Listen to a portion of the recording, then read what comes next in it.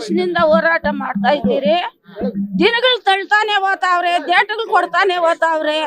ಎಲ್ಲ ಇರೋದು 1/2 ಎಕರೆ, 1 ಎಕರೆ, 1.5 ಎಕರೆ ಈ ತರ ರೈತರೇ ಇರೋದು ನಾವೆಲ್ಲ ಕಡೆ. ದೇವನಹಳ್ಳಿ ತಾಲೂಕು 13 ಹಳ್ಳಿದು 1770 ಎಕರೆ ಏನೈತು ಅದು ಬಿಡುಗಡೆ ಮಾಡಿದ್ರೆ ಸಾಕು. ನಮ್ ಭೂಮಿ ನಮಗ್ ಕೊಟ್ರೆ ಸಾಕು. ನಾವ್ ಇದನ್ನೇನು ಕೇಳೋದಿಲ್ಲ. ಅವನ್ನ ನಮ್ಮ ಅನ್ನ ಕಿತ್ಕೊಂಡ್ಬೇಡ್ರಿ ಅಂತ ಹೇಳ್ತಾ ಇದ್ದೀರಿ. ಸಿದ್ದರಾಮಣ್ಣವ್ರ ತವ ಕೇಳ್ತಾ ಇದ್ದೀರಿ. ಇವಾಗ ನಮ್ ಸಚಿವರ ಹತ್ರ ಒಂದು 10 ಸಲ ಬಂದಿದ್ದೀರಿ. ಅವ್ರ ಮನೆ ಹತ್ರ ಸಬೂಬುಗಳು ಹೇಳಿ ಕಳಿಸ್ತಾನೆ ಅವ್ರೆ. ಅದ್ರಕ ನಿಮ್ಮ ಎಲ್ಲ ನಮ್ಮ ಹಿರಿಯ ಹೋರಾಟಗಾರರೆಲ್ಲ ನಮ್ಕ ಬೆನ್ನಲ್ಲಿ ನಿಂತವ್ರೆ.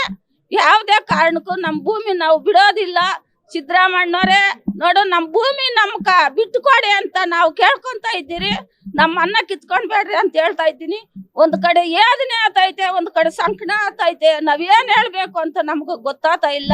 ನಮ್ ಭೂಮಿ ನಮಗ್ ಬೇಕೇ ಬೇಕು ಅಂತ ಇಲ್ಲ. ನಮ್ ಭೂಮಿ ನಾವ್ ಬಿಡಲ್ಲ ಅಂದ್ರೆ ನಮ್ಮ ಹೆಣ್ಗಳ ಮೇಲೆ ಹೋಗಿ ಅವರು ಇದು ಮಾಡ್ಕೊಂಡ್ಲಿ ಅಷ್ಟೇ ನಾವ್ ಕೇಳ್ಕೊಳ್ಳೋದು. ಸರ್ಕಾರ ಮೇಲೆ ಭರವಸೆ ಅಂದ್ರೆ ಮುಂದೆ 15ನೇ ತಾರೀಕು ಡೇಟ್ ಹೇಳವ್ರಲ್ಲ, ನೋಡೋಣ ಅದು ಡೇಟ್ ನೋಡೋಣ. ಲೇಟೆಸ್ಟ್ ಹಾಗೂ ಇಂಟ್ರೆಸ್ಟಿಂಗ್ ಸುದ್ದಿಗಳಿಗಾಗಿ ಬಾಸ್ ಟಿವಿ ಕನ್ನಡ ಚಾನೆಲ್ನ ಸಬ್ಸ್ಕ್ರೈಬ್ ಮಾಡಿ. ಹಾಗೆಯೇ ಬೆಲ್ ಐಕಾನ್ ಪ್ರೆಸ್ ಮಾಡಿ. ಇದರ ಜೊತೆಗೆ ಫೇಸ್ಬುಕ್, ಇನ್ಸ್ಟಾಗ್ರಾಮ್, ಎಕ್ಸ್ ನಲ್ಲೂ ಮಿಸ್ ಮಾಡದೆ ಫಾಲೋ ಮಾಡಿ.